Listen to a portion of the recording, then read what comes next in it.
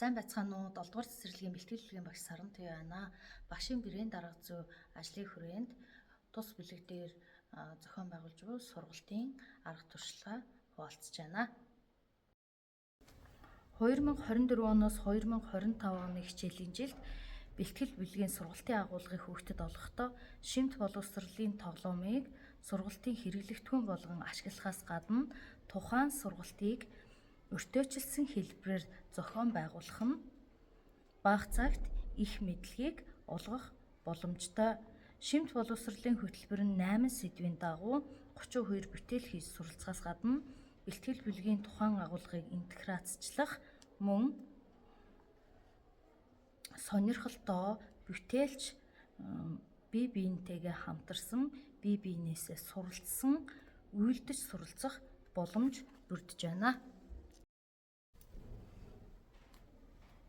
Тухайн сэдвийг хүүхэд судлах явцдаа асуудлыг шийдвэрлэх, багаар хамтран ажиллах, туршин танин мэдэх, санаа бодлоо чөлөөтэй илэрхийлэх, аливаа зааварчилгааг ойлгох, хэрэглэх, өөрийн болон бусдын бүтээлийг хүндэтгэх, хайрлах, бахархах, асуудлыг олон талаас нь бодох, төсөөлөх, тооцоолох, сэтгэх, тухайн сэдвийг бие даан сонирхон судлах, мэдлэг мэдээллээ баттгах, сэтэл төрүүлэх, орчин үеийн чухал олон чадваруудыг эзэмшүүлж байгаагаараа давуу талтай.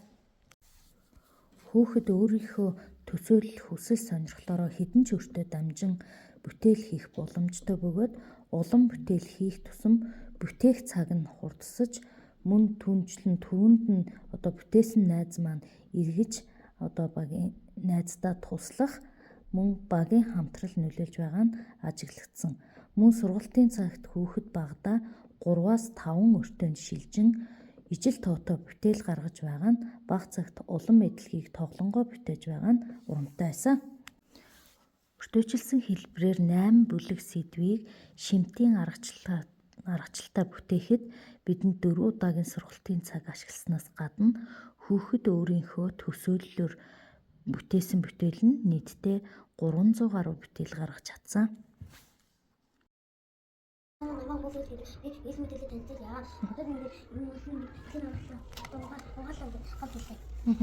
Машин угаалгын газар юм уу? Хүн хэрэглэх юм уу машинд нь? Машин угаалгах хүн хэрэглэхгүй юм уу? Алиас нь ус татчих яа штэ. За. Тэгээд машины маань автомат угаах юм байна тийм үү? За, дараагийнх нь юу юм? Мама хангаа гэдэг би таны ийм машиныг бүтээсэн. Машиныг тайлбарлая.